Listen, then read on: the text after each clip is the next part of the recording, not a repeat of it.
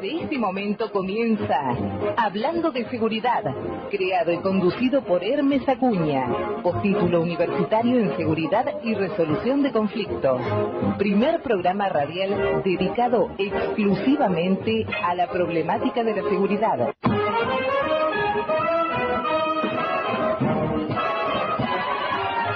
Hola, buenas tardes. Soy Hermes Acuña.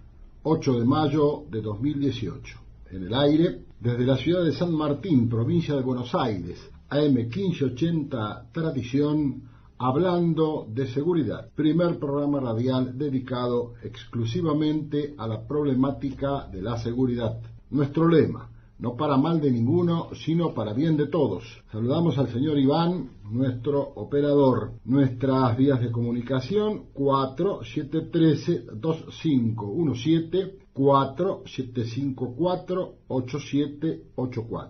Email: info, hablando de seguridad, @gmail.com. Pueden ustedes escucharnos en vivo desde www.amtradición.com.ar o imagenderadio.com.ar. También estamos en Facebook. Podrán ustedes escuchar, bajar o requerirnos algún audio en particular de alguna emisión y con mucho gusto se lo haremos llegar. La semana pasada y la anterior, muy ricas en información respecto de la seguridad o la inseguridad, pero también muy desgraciada, toda vez que todos ustedes saben, conocen la tentativa de copamiento de la Comisaría Primera de La Matanza, San Justo. También hubo repercusiones hasta la semana pasada, el homicidio de este joven chofer de colectivo, Leandro Miguel Alcaraz, de la línea 620, de 26 años, quien fue asaltado en Virrey del Pino y ultimado por dos delincuentes. Al parecer habrían discutido con el chofer, ya que no tenía la tarjeta SUBE para abonar su viaje, y según manifestaciones de algunos testigos, igualmente el joven chofer Leandro Miguel Alcaraz los llevó a destino, y cuando descendieron lo mataron sin palabra alguna. Por todo ello fueron detenidos dos individuos, uno de ellos menor de edad. Pocos días después, el 3 de mayo ya, se produce el homicidio del oficial inspector Mauro Ezequiel Maldonado, de 33 años, en San Nicolás. El oficial Maldonado estaba destinado en el GAT, en el Grupo de Apoyo Departamental de San Nicolás. Por este homicidio se detuvo a 3 individuos, estableciéndose posteriormente que uno de los autores sería un individuo delincuente de 18 años. El personal se encontraba policial, grupo que integraba el inspector Maldonado, se encontraba en un barrio Las Mellizas de San Nicolás, toda vez que ahí había ocurrido un homicidio. Como consecuencia de una pelea entre miembros de dos familias de la zona, resultó una persona muerta, un individuo de 27 años. A la noche, aproximadamente a las 12:30 de la noche, a las 0:30, personal de la Comisaría Tercera de San Nicolás y efectivos del GAT, como les decía, el Grupo de Apoyo Departamental, acudieron al lugar para implementar un operativo de prevención en la casa de los vecinos, en la casa del hombre al cual los vecinos de ese barrio señalaban como el autor del homicidio de ese otro joven de 27 años. En ese momento fueron atacados a pedradas y con objetos contundentes y también con disparos de arma de fuego, resultando entonces herido de muerte en la cabeza el oficial inspector Maldonado, quien después de un día de luchar por su vida falleció. También en ese hecho resultó herido el ex jefe distrital de San Nicolás, el comisario Pablo Escoropad, quien también por supuesto participaba de este operativo. En el procedimiento luego de la muerte del oficial inspector Maldonado, fueron detenidos también 3 individuos. Este hecho pasó desapercibido realmente.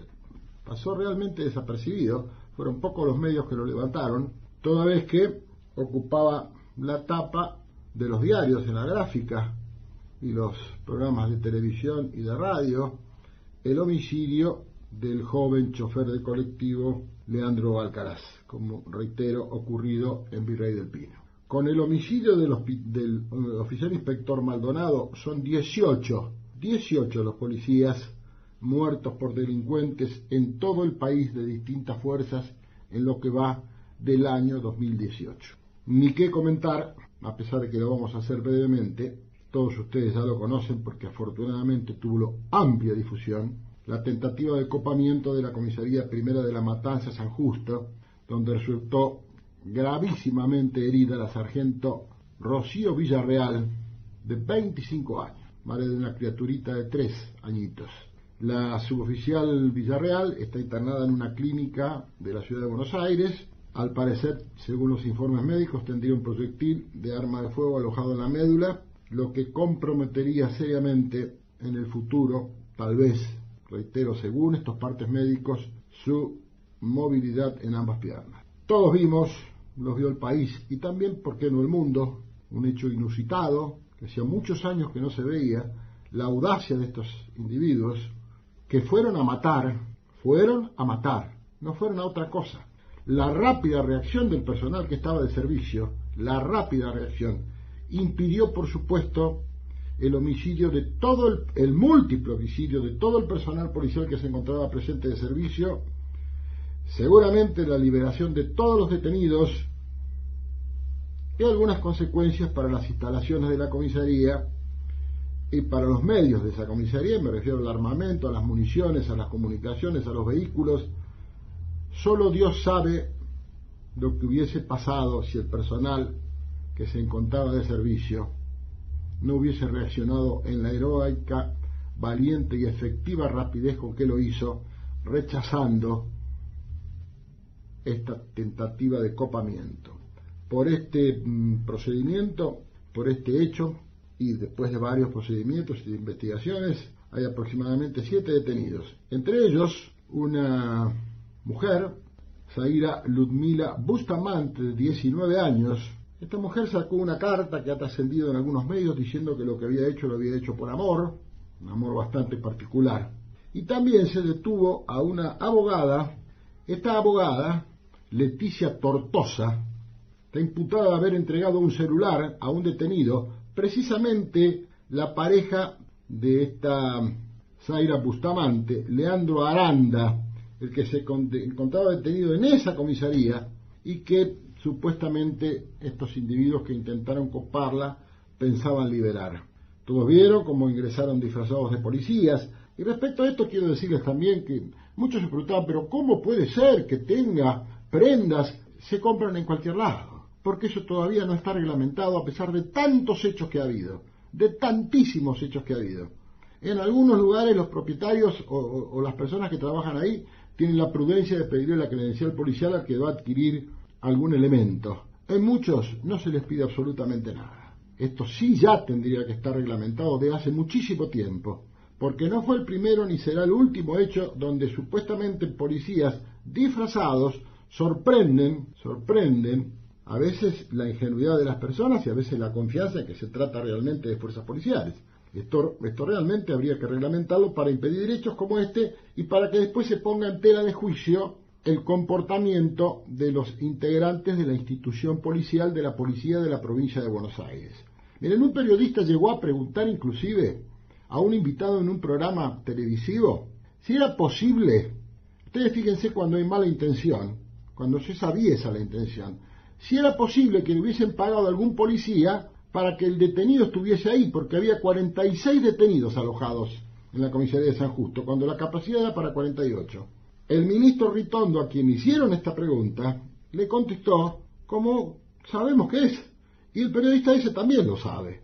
Los detenidos, su permanencia o su traslado en alguna dependencia policial, no dependen de la policía, dependen exclusivamente del magistrado a cuyo cargo se encuentran. Es decir, es el magistrado a cuya disposición está ese detenido quien dispone el traslado o permanencia en una determinada dependencia de ese detenido. De ninguna manera lo es la policía. Lo he dicho muchas veces y se lo repito. Una vez que se produce una detención o aprehensión de alguna persona, se comunica a la autoridad judicial y a partir de ese momento, la policía que sea, simplemente se convierte en, digamos, en el propietario del alojamiento, para que se me entienda bien, del lugar donde va a permanecer ese detenido. La disposición, reitero, la disposición de dónde va a estar, si se queda, se va o si vuelve o si viene, la dispone el magistrado a cuya disposición se encuentra. Así que es de muy mala fe hacer este tipo de preguntas. Hoy vamos a hablar con un amigo, con un periodista de raza de muchísimos años, un estudioso del tema de la seguridad desde hace muchísimos años. Me estoy refiriendo al señor Adrián Fraijo, periodista, escritor e historiador de la ciudad de Mar del Plata. Mientras vamos a la primera tanda, la producción va a tratar de conseguir la comunicación telefónica a la ciudad de Mar del Plata con Adrián Fraijo para conversar un poco sobre todos estos temas que les he esbozado sintéticamente. Adelante.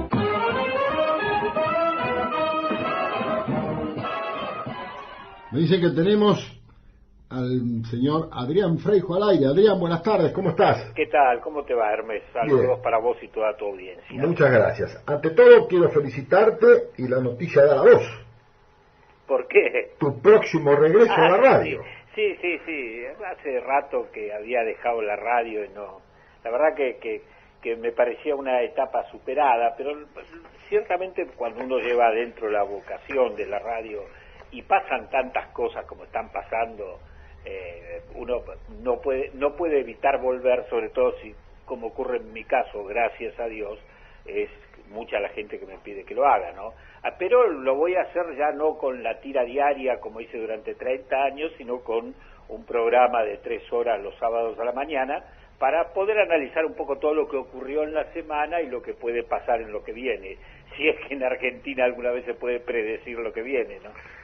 Adrián, ¿por qué frecuencia va a salir el programa? La frecuencia es 96.3 Club Radio, que además se puede escuchar por internet bajando la app de la radio, es el Club Radio Contenidos, o por la propia página de la radio, que es www.clubradiola.com.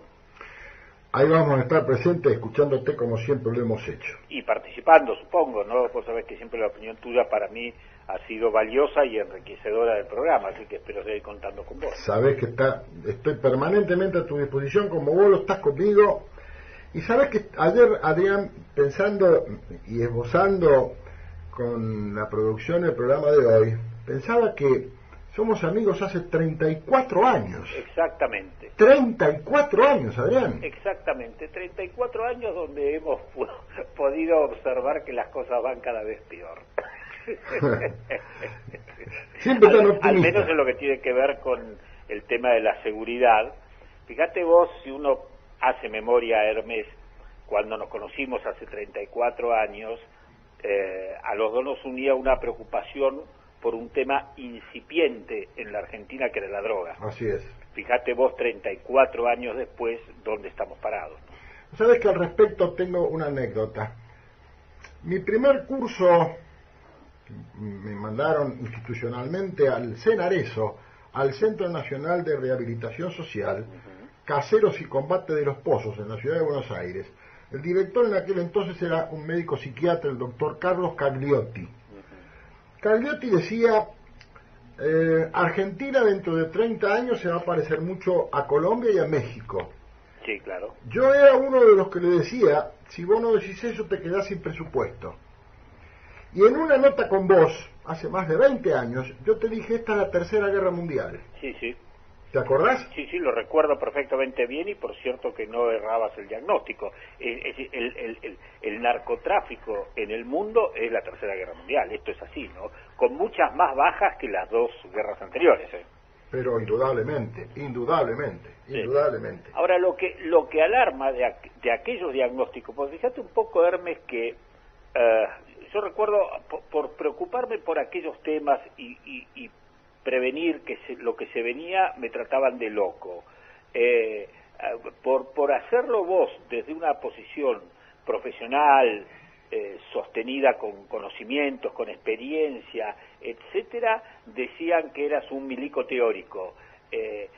Yo siempre digo que en todos los órdenes negativos de la vida, la corrupción, por ejemplo, hay pecados de acción, pero también hay pecados de omisión. Yo muchas veces me pregunto, ¿dónde están todos aquellos que criticaban a un Hermes Acuña porque planteaba esto como un tema central, que criticaban a un periodista que se atrevía a decirlo desde la radio. ¿Dónde están los políticos de entonces, los diputados de entonces, los responsables de entonces? Todo el mundo acá levanta el dedo para señalar a los pecadores de acción, que son muchos en la Argentina, pero no se levanta el dedo para señalar a los pecadores de omisión, los que normalmente después, chita callando, los ves reciclados en nuevas boletas de nuevos partidos de nuevos tiempos. Así es. Y algún día tenemos que aprender los argentinos. Yo ya no creo que lo aprendamos, lamentablemente soy muy escéptico con respecto al futuro de este país. Yo ya no creo que aprendamos los argentinos nada nuevo, no creo que volvamos a hablar correctamente, no creo que volvamos a vivir dignamente, no creo que volvamos a hacer de la ética una bandera, no creo que volvamos a hacer del trabajo un destino. Yo no creo que volvamos a hacer ninguna de las cosas buenas que hicieron en su momento a una buena Argentina, y estoy tristemente convencido de que vamos a seguir acentuando y adelantando mucho en todas las cosas malas que nos llevaron acá, porque si no, algún día deberíamos empezar a castigar la omisión. Vea, usted no. ¿Por qué? Porque no se dio cuenta de lo que pasaba alrededor suyo. O si se dio cuenta, miró para otro lado. O si se dio cuenta, pero el mirar para otro lado ya es pecado de acción. Es verdad. El no darse cuenta es pecado de omisión. Había un general que decía, yo prefiero al malo antes que al tonto, porque el malo vos sabés que viene a hacerte mal, y el tonto te lo hace sin siquiera darse cuenta. Entonces, yo no quiero a mi lado, para conducir mi país, ni malos ni tontos. Hace 34 años, cuando vos y yo nos conocimos, a las pocas horas de conocernos ya estábamos juntos en acción en función de un objetivo. Hemos mantenido la amistad durante años, hemos seguido los dos cinchando y cismando hasta el agotamiento con el tema de la droga. Los dos hemos pagado precios personales, los dos hemos visto a la sociedad pagar precios generales, y yo te digo la verdad a esta altura, a los pecadores de acción los conozco, pero también conozco a los de omisión que siguen haciéndose los giles, los que decían, como decía el entonces intendente de Mar del Plata, que yo era un exagerado, porque a lo sumo la Argentina iba a ser un país de paso de la droga, como si eso ya de por sí no fuera gravísimo. Sí. Y así empezamos. Y se mantuvo esto de que la Argentina era un país de paso hasta no hace mucho tiempo, Sí, claro. Hasta no hace mucho tiempo. Sí. Yo me acuerdo lo que le faltaba a los políticos decir, Argentina es un país de paso, si lo sabré yo que soy el que la pasa. Adrián, ¿y cómo ves la seguridad hoy en la provincia de Buenos Aires? Recién hice un breve raconto en la editorial del homicidio el mes pasado de ese joven chofer de colectivo de 26 años en Virrey del Pino, partido de La Matanza, el homicidio de un oficial inspector en pocos días después, que pasó desapercibido, realmente pasó desapercibido, el homicidio del oficial inspector Maldonado, de Legat de San Nicolás, con un balazo en la cabeza, siendo el policía número 18 muerto por delincuentes en lo que va del año en todo el país de distintas fuerzas. Y después este hecho de la tentativa de copamiento de la comisaría de San Justo. Sí, yo veo muy complicada, muy mal la situación. Ahora, yo quisiera prevenir sobre un tema, ¿no? Tenemos que tener mucho cuidado con el efecto disparador de algunos crímenes. Por ejemplo, si la muerte del chofer de colectivo hubiera ocurrido esta tarde en el medio de la disparada del dólar y los anuncios de acuerdo con el Fondo Monetario Internacional, no pasa de ser una noticia policial. Absolutamente, pasa desapercibida, diría. Absolutamente desapercibida. Hay casos que, es cierto, por la crueldad, por lo que sea, pero porque a lo mejor ese día no juegan Boca River la final de la Supercopa, la gente los toma como paradigmas y se produce una especie de movida emocional de toda la sociedad, y muchas veces eso hace perder de vista que este deterioro grave de la seguridad en la provincia de Buenos Aires se debe a que no se ha nunca terminado de concluir con una política de seguridad que sea una política de Estado, seria, constante, profesional y que sea responsable. Y esto no es un cargo a la policía, porque la policía puede tener la mejor preparación profesional, pero si las órdenes políticas, las líneas políticas que se bajan desde el poder no son coherentes, es imposible aplicarle capacidad profesional a una política incoherente. Estos días hubo mucho debate con lo que dijo el jefe de policía de la provincia acerca de que el aumento de la delincuencia está vinculado al deterioro social, algo que a las pocas horas corroboró el jefe de la Policía Federal. Sí, no tanto.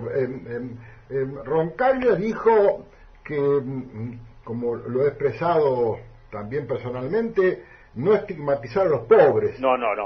Hizo la salvedad Roncaglia. Estoy de acuerdo. Lo que yo digo que hay un combo que tiene que ver con la falta absoluta de políticas coherentes de seguridad. Todo es marketing, todos son anuncios, todo es comprar patrulleros para llevarlos de una ciudad a otra en inauguraciones y giras que me hacen acordar a los viejos circos que iban por los pueblos y ciudades haciendo siempre el mismo espectáculo. Hay un componente de deterioro social que no tiene que ver solo con la pobreza, Hermes, tiene que ver con la falta de educación, tiene que ver con la falta de futuro. Nosotros, así como te decía hoy, no nos hemos puesto a analizar a los culpables por omisión, tampoco nos hemos puesto a analizar seriamente lo que en el conjunto de la sociedad representa que la mayoría de sus individuos no tengan sentido de futuro. Y no estoy hablando solo de los pobres. Un chico que le faltan 2 materias para recibirse de ingeniero tampoco tiene destino de futuro. Un tipo que le faltan 2 años para recibirse de médico, no sabe si va a ejercer la medicina o va a ser taxista.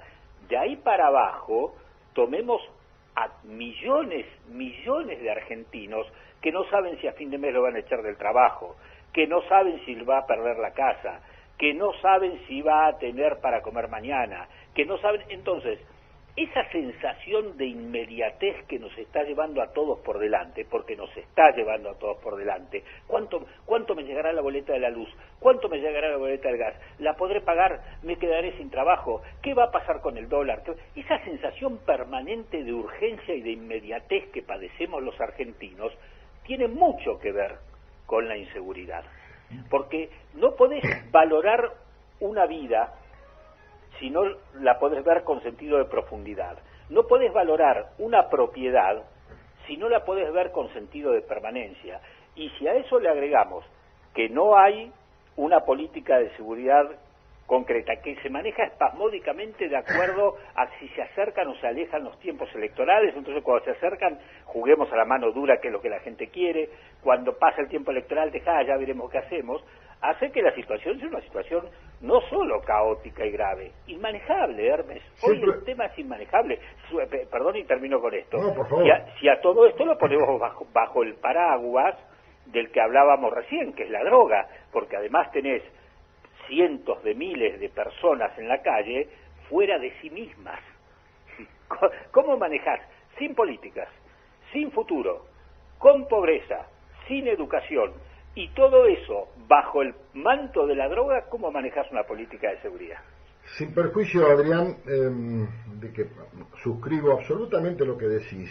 Sabemos que el abordaje del tema de la inseguridad es multidisciplinario. Sí, claro. Porque precisamente acabas de hablar de educación, acabas de hablar de la salud, acabas de hablar del trabajo. Hace 2 semanas entrevisté a un educador con 50 años de experiencia en la profesión, y hablábamos precisamente de lo importante que es la educación a todo nivel, porque precisamente es una de las disciplinas que debe opinar respecto del abordaje y tratamiento de la problemática de la inseguridad. Y respecto a lo que decías de actitudes, siempre sostengo ese hecho espasmódico que es una actitud reactiva, cuando debería ser proactiva, prevenir, y prevenir quiere decir ver antes. ¿Y cómo prevenís?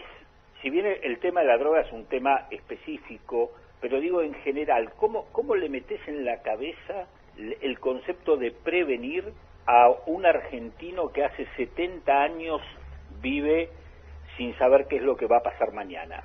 Nosotros hemos perdido el valor de la prevención, porque cuando algunos de nosotros, y en las generaciones pasadas hubo muchos, fueron preventivos, previnieron su futuro. El país les arrasó todo lo que habían prevenido. Previnieron tener una casa y la perdieron. Previnieron tener un trabajo y lo perdieron.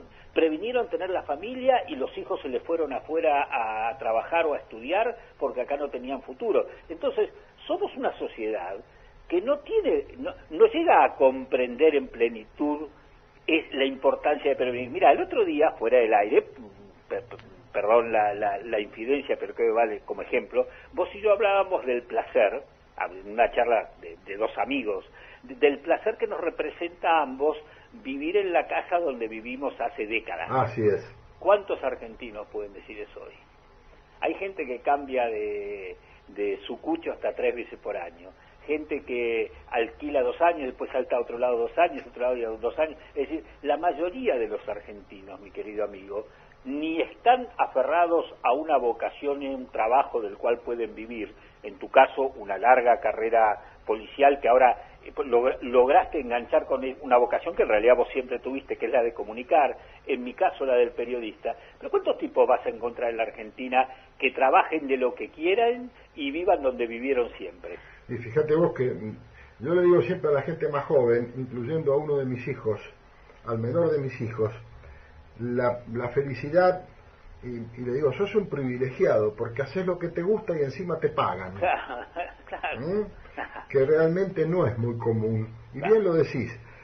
Pero volviendo a las declaraciones de estigmatizar a los pobres, Adrián, yo he visto, como muchos camaradas, y tal vez lo habrás visto vos en tu profesión periodística, el hurto en estado de necesidad. Una cosa es distraerse, entre comillas, una botella de leche o un pan, o tomar de arrebato un medicamento en una farmacia y salir corriendo, y el otro es empuñar un arma y salir a asaltar gente, mejor dicho, a matar gente, porque hoy se sale armado para matar y no para robar. Bueno, tiene que ver con en la forma en que se ha diluido, se ha difuminado en la Argentina el concepto ético.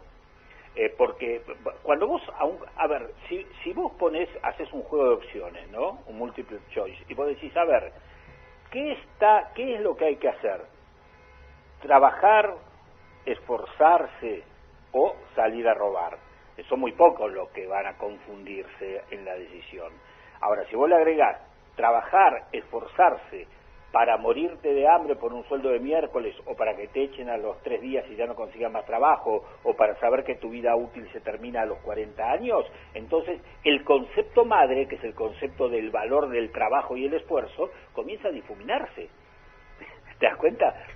Porque el trabajo se convierte en una entelequia. En cambio, chorear, no, la gente dice, chorear para que tus hijos coman esta noche, bueno, y además para que te puedas comprar un buen par de zapatillas, y bueno, para que además puedas comprarte frula, y bueno, para que además puedas salir con la minita, y bueno, para además que puedas andar en un coche último modelo sin necesidad de comprarlo porque lo choreás, también, por la negativa, pero también se difumina el concepto. ¿Qué quiero decir con esto?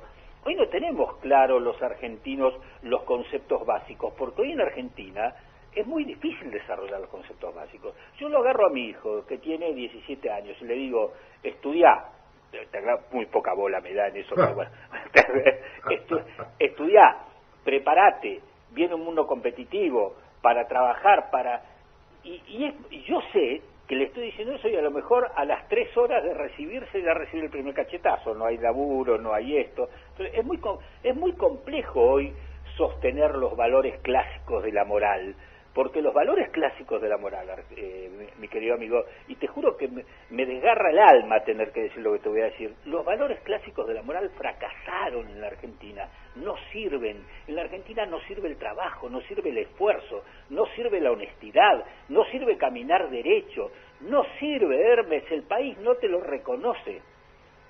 Pero sin perjuicio de que el entorno, la sociedad en la que vivimos, la comunidad, el barrio, no nos reconozca esa ética y esa moral, que vos sabés también como yo que no es lo mismo. La ética viene de adentro hacia afuera, de los frenos inhibitorios que uno tiene por formación, y la moral es lo que nos da culturalmente la sociedad que nos circunda. Yo no necesariamente la tengo que transgredir, traicionar mis propios ideales y mis propios principios. Pero también es verdad que personas de nuestra generación tenemos conceptos éticos y morales que se construyeron en un país que todavía era distinto. Así es. Entonces, esto también tiene mucha influencia. Sí, ¿no? señor, claro que sí. Cuando vos te fijas hoy que los chicos, por ejemplo, que ya nacieron en periodo democrático, son sanguangos de 30 y pico de años, que solo vieron hiperinflaciones, choreos, corrupción, mentiras, fracasos, chocar contra la pared una y mil veces y volver a cometer los mismos errores, no es lo mismo que en nuestra época, donde todavía nos quedaba, en un país que siempre tuvo problemas de estabilidad, nos quedaba la fuerte estabilidad de la conformación familiar, algo que hoy en el mundo entero, no solo en Argentina, pero también se ha ido perdiendo de a poco. Entonces, nosotros a lo mejor éramos, es verdad, a lo mejor a la luz de los pibes de ahora nosotros somos arcaicos, pero teníamos mucho más claro, mucho más al alcance de la mano, la diferencia, no maniquea, la diferencia, que es otra cosa, no la contraposición maniquea, la diferencia entre lo que estaba bien y lo que estaba mal. ¿A quién se le ocurría en nuestra época pensar en otra cosa que no fuera trabajar o estudiar, el respeto a la familia, tratar de andar bien en la vida, hacerte un prestigio, formar una familia? Teníamos objetivos, si se quiere, primarios. Ahorrar, objetivos primarios, si vos querés, después cada uno le iba poniendo en el camino de esos objetivos su propia impronta, ¿sí? Pero objetivos primarios, pero que nos marcaban un camino. Bueno, yo sabía que tenía que ir para allá, entonces para allá iba y te vuelvo a decir, después en el camino le ponía mi propia impronta, el que tenía talento se lo ponía, el que no le ponía esfuerzo, todos le poníamos tratar de convivir. Hoy, ¿cuál es el camino? Entonces, en el medio de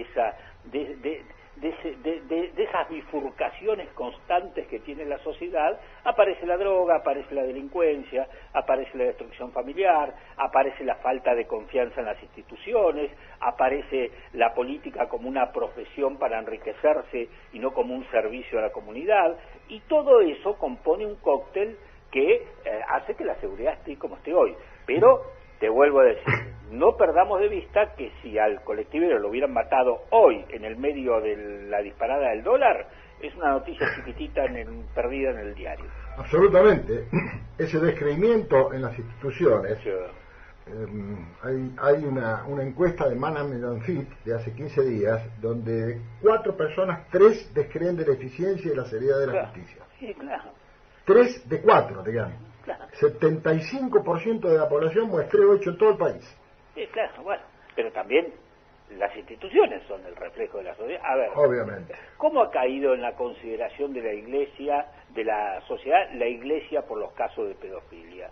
Y realmente vos todos los días empiezan a aparecer cosas nuevas, llega un momento que vos decís, pero ¿qué era lo que tenía yo escondido detrás de una cruz y no veía? Las Fuerzas Armadas que no han logrado levantarse del descrédito de las épocas del algo habrán hecho, el gobierno que vive sumergido, el anterior, el otro, el anterior, en casos de corrupción, la justicia que nunca jamás termina de resolver absolutamente nada y a la que vos la ves que se limita a hacer como que cuando vos perdiste el poder y hacer como si nada cuando vos tenés el poder. Entonces, la respuesta de las instituciones en la Argentina ha sido tan deplorable, Hermes, que es verdad. Entonces, en el fondo, sin futuro, sin seguridades, sin destino, sin trabajo, sin educación, tapados de droga y desconfiando a la ventanilla en donde te deberíamos mirar para resolver los problemas, estamos muy mal, Hermes, ¿eh? Sí, estamos muy mal. Estamos muy mal, ¿eh? Adrián, tu diagnóstico de la situación de la seguridad hoy en la provincia de Buenos Aires, ¿qué es lo que está fallando? Está fallando que no hay voluntad política de avanzar en serio en primer lugar, es decir, tenemos que diferenciar que en la provincia de Buenos Aires, por lo macrocefálico del distrito, hay bolsones donde todos los hechos de inseguridad se potencian mucho. No hay voluntad de ir. Te lo voy a simplificar lo más que pueda, porque sé que vos y tu audiencia van a entender. Por favor. No hay voluntad de ir porque los delincuentes hoy son una fuerza electoral impresionante. Caramba, grave esto. Pero es. Acordate cuando gobernaba Alfonsín, estaba en la provincia de Buenos Aires Armendáriz, y era Portesi el ministro de Seguridad. Sí, señor. Bueno, Portesi se metió en las cárceles a hacer proselitismo y sostenía que por cada preso, entre la familia, y si tenía hijos mayores y la mamá y el papá, había como 6, 7 votos. Intramuros, el tipo prostituyó el concepto de lo que se supone debe ser un castigo por aislamiento. Intramuros, hoy eso es extramuros. Dice, Hermes, no los van a ir a buscar porque hoy en la provincia de Buenos Aires los delincuentes son una fuerza electoral poderosísima. Hay más chorros que comunistas en la provincia de Buenos Aires. ¿Y esto es exclusiva responsabilidad del gobierno provincial? No, ese es de la política argentina tal cual está concebida, y el gobierno provincial, con sonrisitas, con globitos amarillos y con pretensiones modernistas, es parte de la política nacional y de su concepción. No hay voluntad de ir, y se sigue utilizando, que es lo más grave, se sigue utilizando a la policía como pretexto de esto. Este es un problema que lo genera la política y la justicia. Y cuando el agua les llega al cuello porque la sociedad se escandaliza por algún hecho, siempre la culpa la tiene la policía. Efectivamente. Bueno, entonces, no los van a ir a buscar porque los chorros que están sueltos votan, los tranzas que están sueltos votan, los punteros que están sueltos votan, todos los reducidores que están sueltos votan, los piratas del asfalto que están sueltos votan. ¿Querés que siga? Los estafadores votan. Son muchos, Hermes. Debe haber 1 millón de votos de delincuentes en la provincia. Entonces la señal es, muchachos, yo los protejo. Es muy grave esto, Adrián. Volviendo, tomando el caso Mar del Plata, hubo novedades con respecto a la seguridad en estos días, ¿no es cierto? Sí, se fue el jefe de la policía local.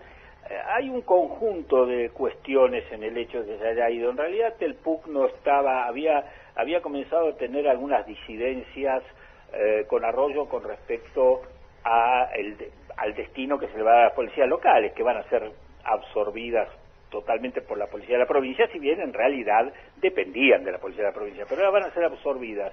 Pero en realidad detrás de la ida de Telpuc hay más un tema político. Telpuc tiene una vieja relación con Montenegro, el que era ministro de Seguridad de Macri en la ciudad de Buenos Aires, que ahora... Hoy diputado, y María Eugenia Vidal intentando meterlo con fuerzas como candidato a intendente de Mar del Plata. Claro. Bueno, Telpuc apareció varias veces junto a Montenegro, él como otros funcionarios.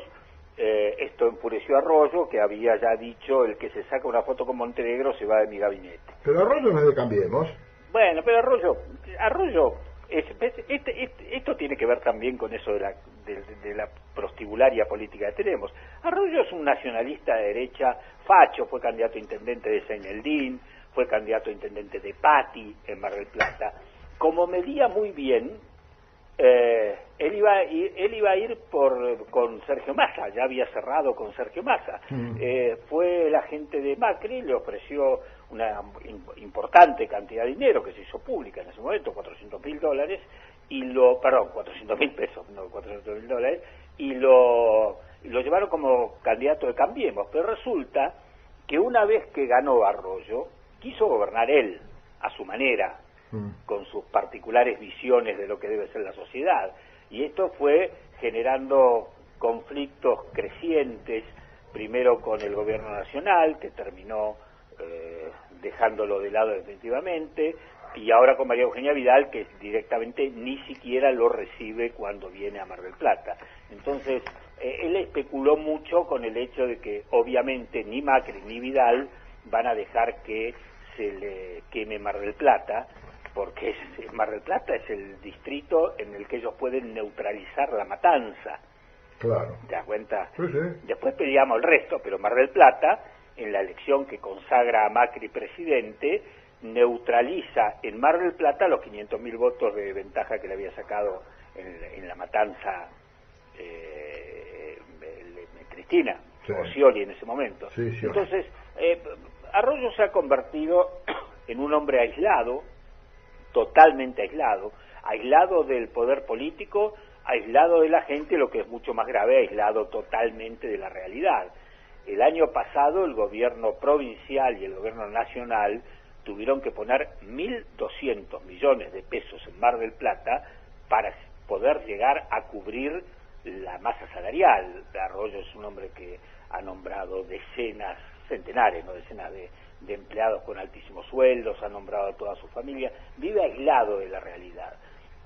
Telpuc es un hombre que cumplió con muy bajo perfil, pero cumplió un trabajo, yo no sé si decir bueno, porque en realidad tal vez a lo mejor no sé, quedó también subsumido en esa especie de medianía o de mediocridad que han sido las policías locales, pero digamos que no se le escapó la tortuga del todo. Pero esa cercanía con Montenegro terminó causando su salida, y ahora ha quedado al frente de la policía local el que era segundo de él, Marcelo Lencina, que es un tipo de perfil ideológico más cercano al intendente.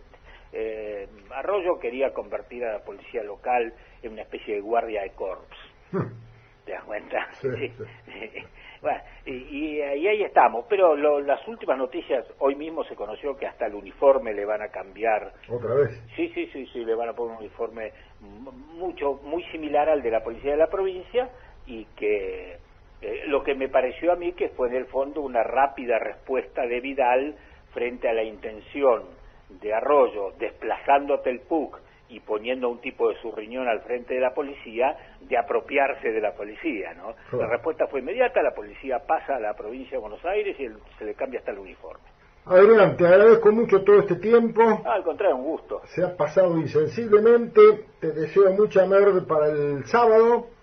Te vamos a escuchar y, como siempre, a tu disposición. Un abrazo muy grande para vos y para toda la audiencia. Gracias, hermano. Igualmente para vos. Hasta luego. Ha sido Adrián Freijo, periodista marplatense, escritor, historiador y un profundo analista de la realidad que vivimos. Vamos a la última pausa, Iván.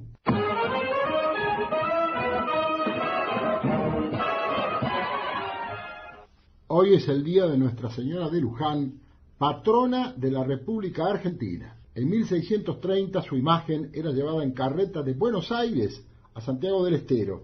A orillas del río Luján se detuvo inexplicablemente. Por ello se dice que la misma Virgen eligió el sitio de emplazamiento de su iglesia. Un día como hoy, pero en 1887, con la asistencia de altos dignatarios de la Iglesia Romana y del Cabildo Eclesiástico Metropolitano, fue coronada Nuestra Señora de Luján por el Papa León XIII. La imagen original, esa que era llevada en una carreta cuyos bueyes no quisieron seguir y se enclavaron en ese lugar, es una imagen pequeña, sencilla, de solo 38 centímetros de altura, realizada en arcilla cocida y representativa de la Inmaculada Concepción. Los hechos que se sucedieron en torno a ella y que determinaron su permanencia en las cercanías del río Luján es en el siglo XVII y fueron interpretados como providenciales por los fieles católicos. Es muy rica la historia de Nuestra Señora de Luján, el negrito Manuel. Podríamos hablar muchas cosas, la construcción de la basílica, el proyecto, las sucesivas reformas. Es muy interesante, obviamente excede el tiempo que tenemos disponible, pero es una recomendación que les hago, que lean la historia de Nuestra Señora de Luján, repito, cuyo día se recuerda hoy y es la patrona de la República Argentina. En 1930 se cumplieron 300 años de la llegada de la imagen a la República Argentina. A principios de ese año, el obispo diocesano de La Plata y de Luján solicitó en nombre conjunto de los episcopados argentino, uruguayo y paraguayo al Papa Pío XI la declaración oficial de la Virgen de Luján como patrona de las tres repúblicas. El 5 de octubre de ese mismo año, el mismo obispo platense asumió la representación de todos los arzobispos y obispos de las tres naciones, Argentina, Uruguay y Paraguay, y proclamó por bula del Papa, como mencioné, Pío XI, del 8 de septiembre de 1930, patrona de la República Argentina, Uruguay y Paraguay, a la Virgen de Luján. Esto es una sorpresa para muchos, no solamente es nuestra patrona, sino también del Uruguay y de Paraguay, de nuestras vecinas repúblicas hermanas. El 15 de octubre de 1934, el entonces cardenal Eugenio Pacelli, futuro Papa Pío XII, declaró a Nuestra Señora de Luján patrona oficial del 32 Congreso Eucarístico Internacional que se realizó en Buenos Aires. Fíjense ustedes la trascendencia de Nuestra Señora de Luján, la trascendencia de Nuestra Señora de Luján. Mi madre, fallecida hace muchos años, participaba de la congregación Hijas de María en nuestra vieja parroquia de Jesús Amoroso aquí en San Martín, y teniendo 20 años asistió al Congreso Eucarístico Internacional que presidió el entonces cardenal Eugenio Pacelli. Yo conservo una medalla de aquel entonces que era de mi madre, una medalla de aquel entonces de ese Congreso Eucarístico Internacional que se realizó en Buenos Aires, en Palermo, en 1934. Por último, quiero decirles que hoy es el Día de la Policía de la Provincia de Misiones, el 162 aniversario. El 8 de mayo de 1856, el gobierno correntino de Juan Pujol nombró al sargento mayor Lino Martínez encargado de la Policía de Misiones. Ese hecho llevó a la creación de la Jefatura Militar en Misiones para la Policía y Protección de Yerbales. Esto es textual, instituyéndose ese día como fundacional de la fuerza. Esta información la tomamos del sitio oficial de la Policía de la Provincia de Misiones.